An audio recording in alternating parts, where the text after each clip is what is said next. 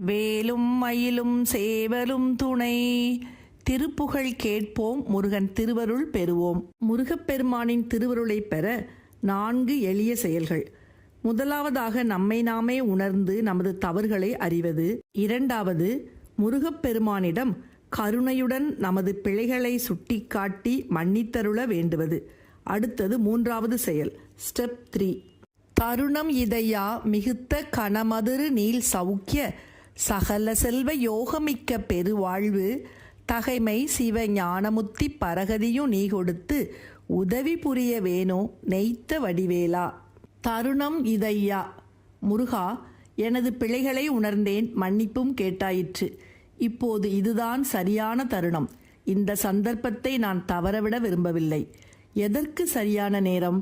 மிகுத்த கணமதுரு, மிகுந்த செல்வச் செழிப்பையும் ஐஸ்வர்யத்தையும் உடைய, நீள் சௌக்கிய, நீண்ட வாழ்வு. செல்வம் இருந்தால் மட்டும் போதுமா? நீண்ட வாழ்வு வேண்டும். நீண்ட வாழ்வு மட்டும் இருந்தால் போதுமா? அந்த வாழ்வு சௌக்கிய வாழ்வாக அமைய வேண்டும். அதாவது நீண்ட ஆரோக்கியமான வாழ்வு. சகல செல்வ யோகமிக்க பெருவாழ்வு. சகல செல்வம் பெற்ற வாழ்வு, அதற்கு ஒரு படி மேலாக யோகமிக்க பெருவாழ்வு என்று அருணகிரிநாதர் குறிப்பிடுகின்றார்.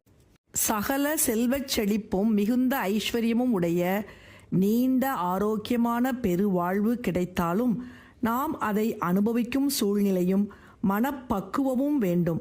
அதையே யோகமிக்க பெருவாழ்வு என எடுத்துக்கொள்ளலாம். இவ்வாறாக சகல சிறப்புகளும் உடைய வாழ்க்கையை அனுபவித்த பின்னர் தகைமை சிவஞானமுத்தி பரகதியும் நீ கொடுத்து நன்மதிப்பு மிக்க உயர்ந்த சிவ ஞானத்தையும் மேலான கதியான முக்தியையும் கொடுத்து உதவி புரிய வேணோ நெய்த்த வடிவேலா. பளபளப்பும் கூர்மையும் உடைய வேலை ஆயுதமாக உடைய முருகப்பெருமானே, சிவஞான பரகதியும் நீ கொடுத்து இத்தருணமே எனக்கு நீ கொடுத்து உதவி புரிய வேண்டும். அருணமிதையா மிகுத்த கணமதுரு நீள் சௌக்கிய சகல செல்வ யோகமிக்க பெருவாழ்வு தகைமை சிவ ஞானமுத்தி பரகதியோ நீ கொடுத்து உதவி புரிய வேணுனைத்த வடிவேலா.